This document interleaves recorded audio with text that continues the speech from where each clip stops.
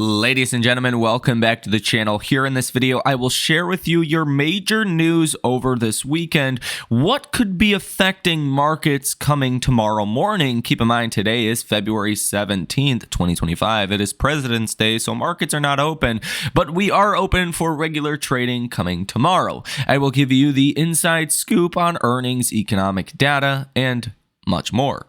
Does this breakout continue in the SPY, in which you are firmly in a technical breakout, even though the second half of February tends to be like the worst 2-week period for any given year since 1928. But do me a quick favor before we get into all of this information. Only about 50% of you are subscribed to the channel. That is a problem, because we need to push this information out to as many people as possible to help them make more money and to be more informed and hopefully make better investment decisions. First and foremost, about an hour ago, Sam Altman posted on X, he is the CEO of OpenAI. He says trying GPT 4.5 has been much more of a, quote, feel the AGI moment among high-taste testers than I expected. This could be a catalyst for some of your software names, some of your data center names, and maybe some semiconductors coming tomorrow. Taiwan is considering a multi-billion-dollar weapons purchase from the US. Fed Bowman says she is monitoring supply chains, signs off pent-up demand for inflation risk. This one is pretty interesting. Fed Bowman says high asset prices may have impeded progress on inflation. Fed Bowman says labor market not tight due to slower hiring, but unemployment remains below full employment estimates. She says that patience on rate cuts will allow more clarity on impact of administration policies. Fed Harker says that he does not see liquidity tight enough to halt balance sheet wind down. What's actually interesting about that, though, is the reverse repo market is hitting the lowest levels you have seen in years. Pretty much since the, amount of overnight repos surged during 2021. You're down to the lowest levels here. You were over trillions of dollars. But now you're getting down to the last one we had, February 14th, was $58.77 billion. As this thing continues to fall, you are going to see the end to quantitative tightening. And that's essentially going to put less upward pressure on bond yields. He says the lack of clarity still surrounds an endpoint for balance sheet wind down. The fact that they are talking about that, though, does mean I think it's closer to ending than not. Fed Harker says the Fed should move to all or mostly Treasury bond balance sheets. He says inflation is moving slowly down, but there are risks. And he says home insurance prices continue to rise, and that is a challenge. Fed Harker says the current economy argues for a steady rate for policy for now. Fed Harker says inflation is elevated and has been sticky over recent months, and the economy is functioning from a position of strength with labor markets that are in balance and back to 2018-2019 levels. He also reiterates what Fed Bowman says, that, the government's policies, Washington's policies, they have no idea how that's going to affect the economy, so waiting to see what happens makes the most sense. Fed Harker says, I see inflation back to 2% target over the next 2 years. Fed Harker says Fed policy stance should continue to lower inflation, and monetary policy is in a good place right now. So really, there is no talk about raising rates. We are far from that, even though there's like a 20-25% chance this year that the Fed will be raising rates. I think there's a high bar to get there, and we would have to see, some pretty dramatic spikes in inflation to actually get that. Fed Harker says future Fed rate policy choices will be data driven. State Department spokesperson Bruce says talks between the US and Russian officials are about determining what's possible, and they are set to meet over in Saudi Arabia here in just the next couple of days. Mexico's economy minister travels to DC this week, says Mexico's President Sheinbaum. This week, we do have some important earnings, and we've really gotten like 70% of earnings season out the way so far, but there is still some important companies. Now tomorrow morning you have Baidu, GeneX, Medtronic, Awesome or Exum, Conagra Brands, some others. Tuesday and after hours you have Arista, big AI software name that's done very well, just continues to go higher. Oxy, Devon, Toll Brothers, Cadence, another one of those off-brand AI names as well. Wednesday pre-market, you have Etsy, SolarEdge, Garmin, Wix, Fiverr, Tech, Analog Devices, and Wingstop. Wednesday and after hours, Carvana, Toast, The Cheesecake Factory, BioMarin, Exact Science, Bosch Health, Vail, and some others. Thursday pre-market, this is the big one. Alibaba for a lot of the traders recently, but really Walmart. Walmart will tell us definitively how the consumer is doing. And really in the past year or two, I have placed a lot of weight on Walmart because, what happened back in 2007, in like April, essentially like this quarter, like February, March, when Walmart reported, they gave a really poor full year outlook. And that was the first real big warning sign. The markets were down 3% the next day and continued to kind of trade lower over the following couple of weeks. Because again, if Walmart is warning you that the consumer is pulling back, that's an issue. So I think that's the same kind of scenario we are in now. Walmart has done very well in the past couple of years. Inflation has benefited Walmart because people are shopping at Walmart for lower prices.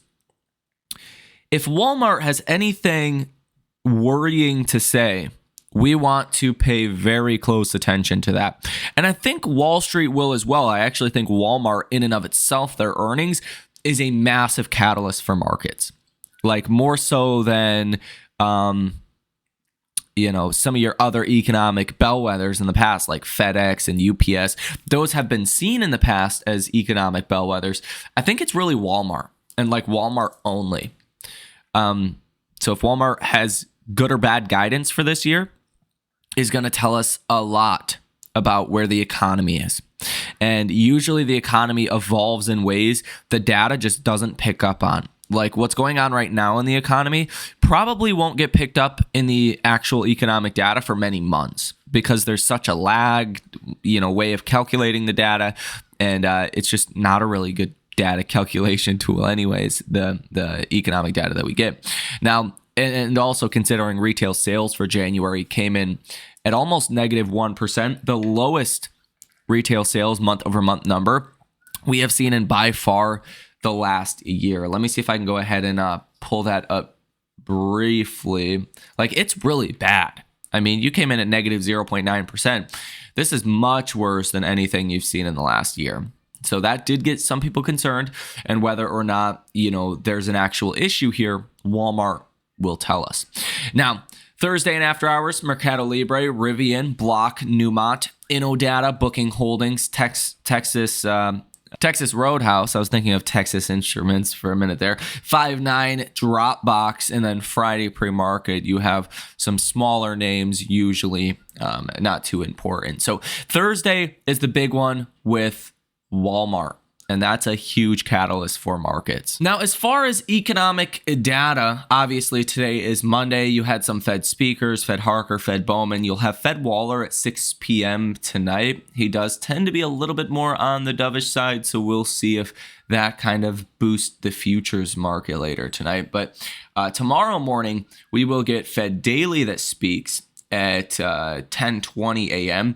and New York Empire State Manufacturing Index, expecting this to really improve from last month's negative 12.6. We're only expecting a negative 1 reading, so expecting big improvement there. Fed Bar speaks at 1 p.m. 52-week bond auction at 1 p.m. as well. You do get the balance of trade out of Japan, exports year over year out of Japan as well. Wednesday, we are going to get building permits preliminary data. Now, the simplest way to look at this, it's highlighted in red like it's a big catalyst. Usually it's not. If we see more building permits, that usually translates to markets expecting less inflation, right? Because more building, less inflation. More houses, less housing inflation. Housing starts, you're expecting those to actually fall from about 1.5 million in January or in December down to 1.39 million in January. So something to watch for as well. You will get the FOMC minutes that come out on Wednesday. That's kind of a transcript of the last Fed meeting, not word for word, obviously, but it kind of reiterates the main points that the Fed wants markets to understand from the last Fed meeting. And sometimes it moves the market, sometimes it doesn't. It doesn't tend to be a long-lasting catalyst for markets, though.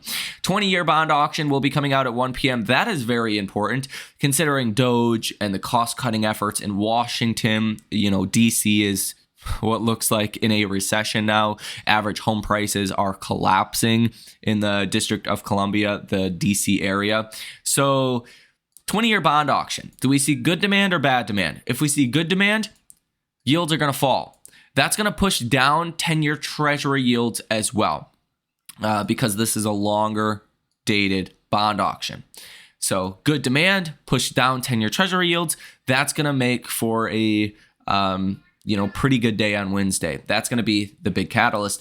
And then at 5 p.m., you have Fed Jefferson that speaks also. On Thursday, as you always get, initial jobless claims, expecting 216,000. Last week was 213,000.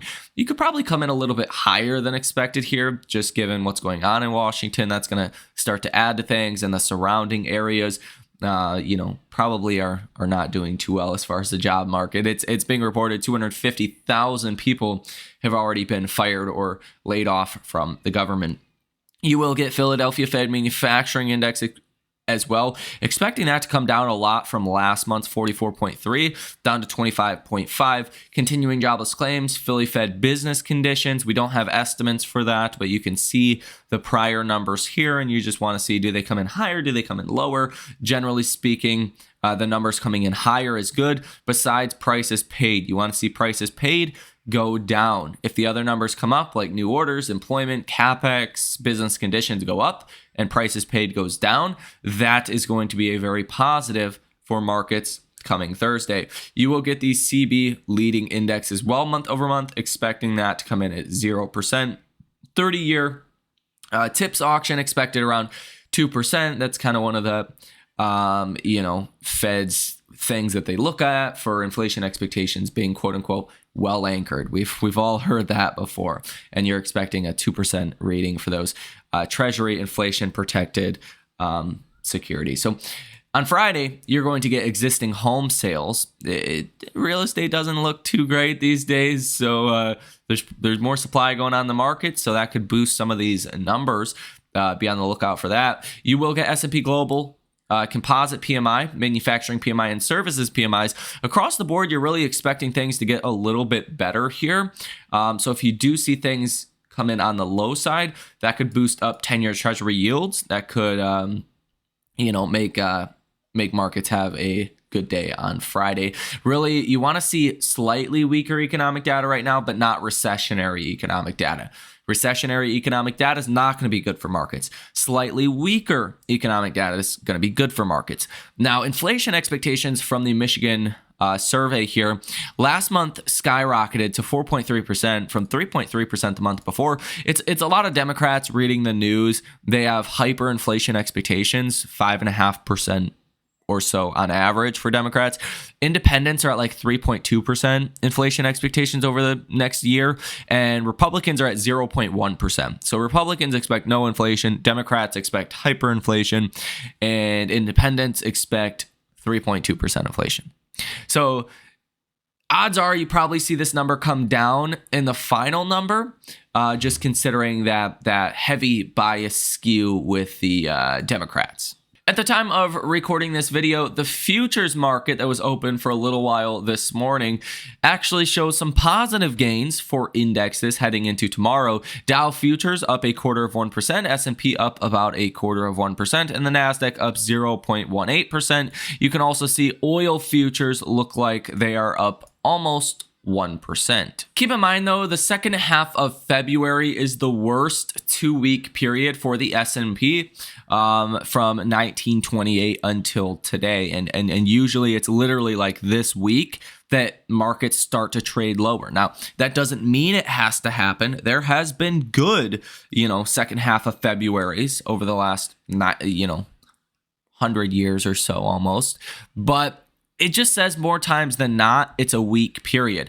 Now, good news is after the second half of February, you head into the first half of March, which is historically a very good period for markets. You can see that right here. Second half of March is pretty much flat. And then you get into the first half of April, which is the third best 2-week period for markets. So if we do get some seasonal weakness in the next 2 weeks, once we get out of February, March tends to be a pretty good month, and April tends to be a really good month. So short-term weakness could happen, could be in the cards, and then the next 2 months following historically are pretty good. And I also find it very interesting that we're literally tomorrow heading into the worst seasonal period for markets since 1928, at least a 2-week seasonal period.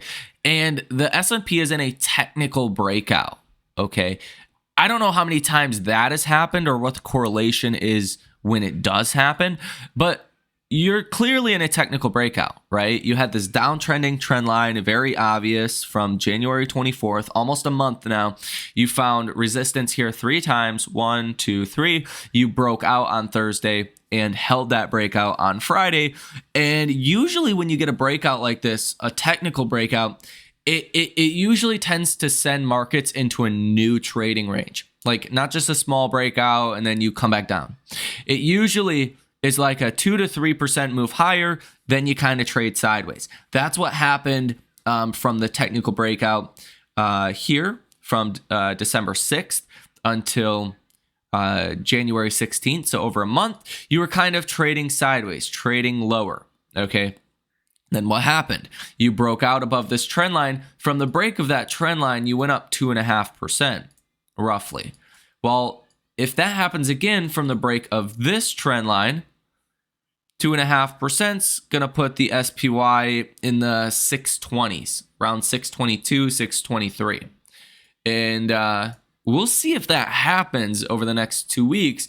I don't think there's enough to just say seasonality is bad, so that means we're going to fall. Worth considering, but also technicals don't lie.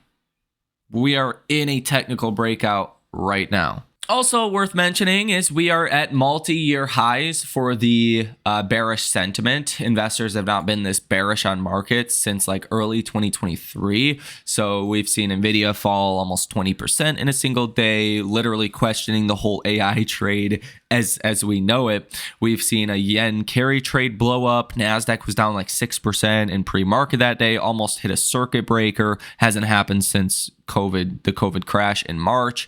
You've seen banking crises, right? And we're more bearish now than any of those other times. That just doesn't make a whole lot of sense to me.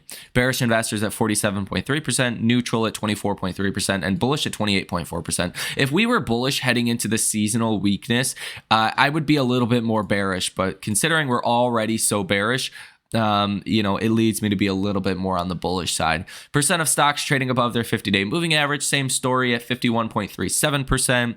That's not a super optimistic market. Half of stocks are currently in a downtrend.